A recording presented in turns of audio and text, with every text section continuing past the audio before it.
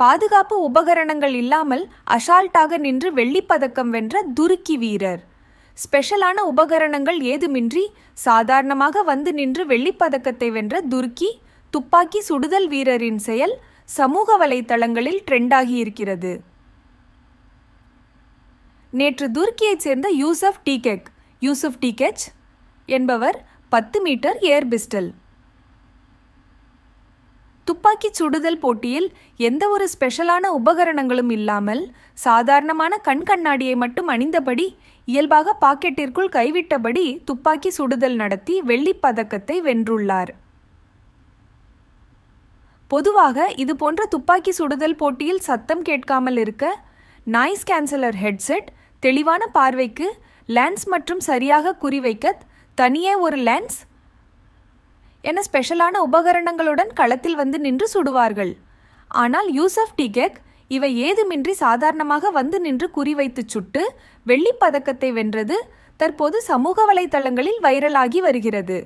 நெட்டிசன்கள் பலரும் இதை ட்ரெண்ட் செய்து யூசுப் டீகெச்சை வியந்து பாராட்டி வருகின்றனர். யூசுப் டீகெச்சுக்கு 51 வயது என்பதும் கூடுதல் ஆச்சரியம் தரும் தகவல்.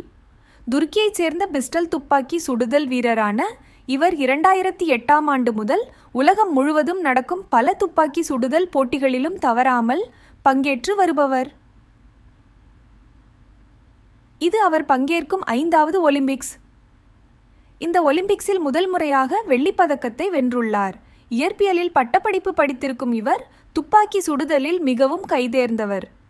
2014ஆம் ஆண்டு நடந்த உலக சாம்பியன்ஷிப் போட்டியில் பங்கேற்று 25 மீட்டர் துப்பாக்கி சுடுதலில் 2 பிரிவுகளில் வென்றார். ஐரோப்பிய சாம்பியன்ஷிப்பில் பங்கேற்று 7 பிரிவுகளில் துப்பாக்கி சுடுதல் போட்டியில் டைட்டில் வென்றவர்.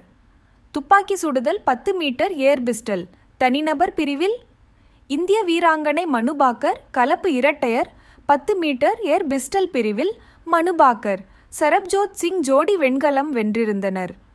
இதன் மூலம் மனு பாக்கர் ஒரே ஒலிம்பிக்கில் 2 பதக்கங்களை வென்று இந்தியாவிற்கு பெருமை சேர்த்தார். இதைத் தொடர்ந்து 50 மீட்டர் ஏர் ரைபிள் பிரிவில் இந்தியாவின் ஸ்வப்னில் குசால் 450 புள்ளிகள் பெற்று 3வது இடம் பிடித்து வெண்கலம் வென்றார்.